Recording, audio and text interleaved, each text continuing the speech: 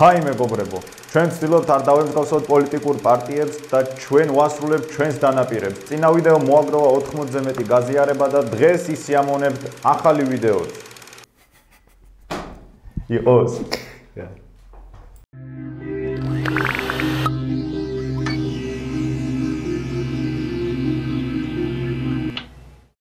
დაფიქრებულ ხართ ოდესმე რატომ ვიფარებთ ხელს დამთქნარების დროს ან რატომ ვართმევთ იგივე ხელს შეხვედრისას. ამ კითხვაზე სწორი პასუხის გასაცემად საჭიროა ხმად ჩავეძიოთ სხვადასხვა ერების ტრადიციებსა და ისტორიას. რას კიდევ?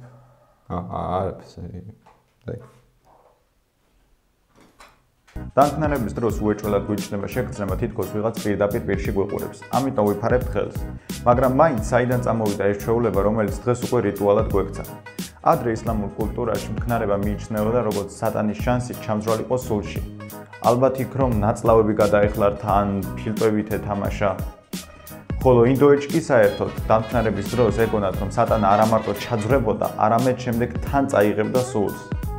საბედნიეროდ ადამიანს აქვს ორი უძლიერესი ბლოკატორი შავი ძალებისაგან. ხელის კულები. კარგი, დაუშვათ რომ ზრდასრულმა ადამიანმა იცოდნენ როგორ დაეცვა თავი შავი ძალებისგან, მაგრამ ახალშობილ ბავშვებს რა ექნათ. თუმცა შუა საუკუნეების ექიმებმა ეს პრობლემა ძალიან მარტივად გადაჭირა.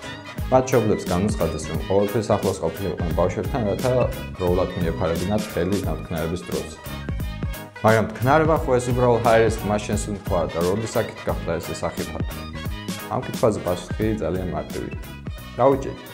თუმცა შუა საუკუნოვან ევროპაში თქნარების დროს ხელის აფარება არა მარტო კულტურულ ჟესტად ითვლებოდა, არამედ საჭიროც იყო, რადგან როდესაც მთლიან კონტინენტზე შავი ჭირია გავრცელებული და ქუჩებით გამოიყურება ესე, გინდა არ გინდა ხელის აფარება მოგიწევს. და მეტიც, იმ დროს ხალხი არ მარტო ხელს იფარებდა, არამედ იკურთხებდა კიდევაც პირს.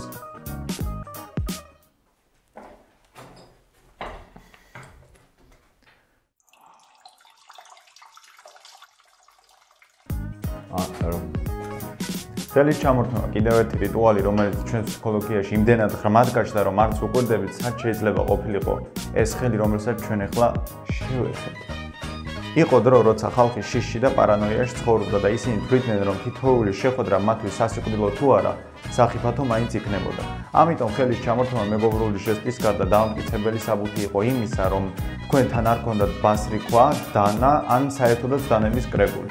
თანდათანობით ეს რიტუალი უფრო და უფრო რთულდებოდა. მაგალითად, როდესაც ხდებოდნენ ერთმანეთს რომაელები, ისინი იდაყვებამდე ეხებოდნენ. ისე ეს რომ გაეთვალისწინებინა ვიღაცას, არ შემოგრჩებოდა ისეთი გამოთქმა, როგორიცაა შენც ჩემო ბრუტუს. ბოლოს კი ჩამორთმევას ხელის ენერგიული ხევაც მოყვებოდა რათა.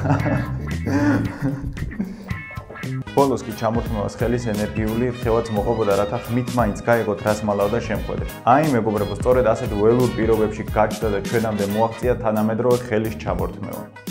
ალბათ ხშირად გიკითხოთ, რატომ მაინც და მაინც 18 წლიდან შეგვიძლია ვიძლოთ ალკოჰოლი, სიგარეტი და მონაწილეობა მივიღოთ არჩევნებში. დასავლური ქვეყნების მსგავსად საქართველოშიც ადამიანის რწონად ითვლება, როცა შეუსრულდება 18 წელი. მაგრამ აი ამერიკაში ცოტა სხვანაირი სიტუაციაა. 18 წლიდან ადამიანს უფლება აქვს წავიდეს ომში და მიიღოს არჩევნებში მონაწილეობა, მაგრამ დასულად თავს თვლის, როცა 21 წლის გახდება. სწორედ ამასაკიდან შეუძლია იყიდოს ალკოჰოლი და აიღოს საფუთები.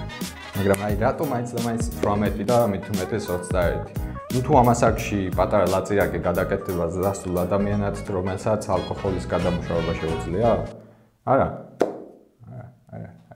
წინამდელში ჩვენც 21 წლიდან უნდა შეგვეძლოს საბუთების მიღება და ალკოჰოლის შეძენა, რადგან 1000 წლის წინ სწორედ ამასაკში გადმოგცემდნენ აბჯარს, რათა გადაგვაჩინა პრინცესები ან მაგალითად მოგვეკლა დრაკო. ისე კი რაინდებს შეეძლოთ ბრძოლის დროს თამამად მოესაქმებინათ აბჯარშივე. რაინაღლებოდათ მათ ყავდათ საჭურველი მტვირთველი, რომელიც მათ შემდეგ რეცხავდა, ასუფთავებდა და აშრობდა. აი ეს იყო ნამდვილი პროფესია. ზოგადად შუა საუკუნეების სავსეა პარადოქსული წეს-ჩვეულებები. 14 წლის ასაკიდან თქვენ უნდა გამხდარიყავით საჭურველი მტვირთველი, შემდეგ გევარჯიშათ და მხოლოდ 21 წლის ასაკიდან ხდებოდით აბჯრის სრული კომპლექტის ბედნიერი მფლობელი.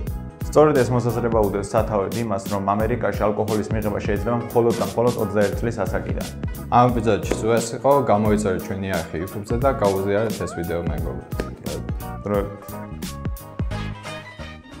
სნოუდენმა სოფლიოს გაუმხილა არგუმენტირებულად, რომ ამერიკის მთავრობა თითოეულ თავის მოქალაქეს უთვალთვალებს. სკანდალს მოყვა დიდი გამოხმაურება. ამერიკულმა სპეცსამსახურებმა დაუყოვნებლივ დაიწყეს ედვარდის ძებნა. ადამიანები, რომელსაც თვით ჩაკნორისაც გიშულს. იაპონელი ცუტუმუ იამაგუჩი მუშაობდა 1955 წელს ჰიროსიმის გემთმშენებელ ქარხანაში. როდესაც პირველად ჩამოაგდეს პირველი ატომური ბომბი, აფეთქების ეპიცენტრიდან ის 3 კილომეტრში ყოფებოდა, რის შედეგადაც მიიღო ძლიერი დამწვრობები. პანიკაში